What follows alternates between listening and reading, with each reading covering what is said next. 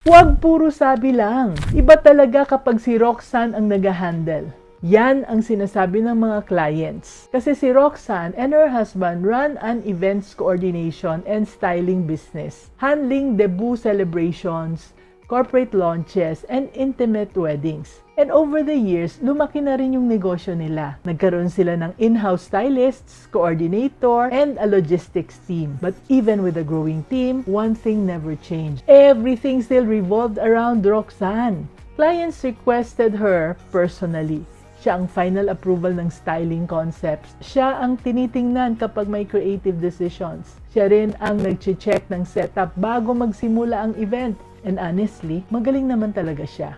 Meron siyang eye for detail, no? Meron siyang instincts for styling. Her way of making clients feel at ease, wow, spectacular. And those were the reasons clients trusted her business. Pero unti-unti, yun din ang nagsimulang nagpapabagal sa kanilang paglago. Kasi kahit na may full team na sila, lahat pa rin ng importanteng project kay Roxanne bumabagsak. Kaya, 1 month, a large company approached them for a multi-city product launch. Multiple venues, multiple event dates, a project that could have significantly grown their business. Pero si Roxanne, she hesitated.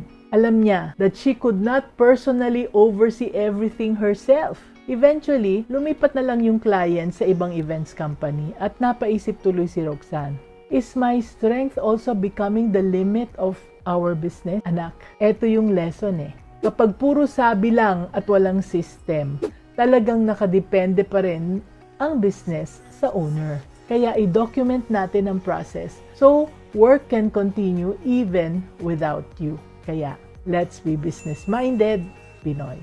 May team ka na, pero ikaw pa rin ang kailangan sa lahat. Anak, hindi yan team. That's just a group of people waiting for your next instruction. Team na Marunong is a 90-day guided program designed for business owners like you who already have a team, pero gusto ng may structure, accountability, at consistency na hindi ka na laging kailangan pumasok sa picture.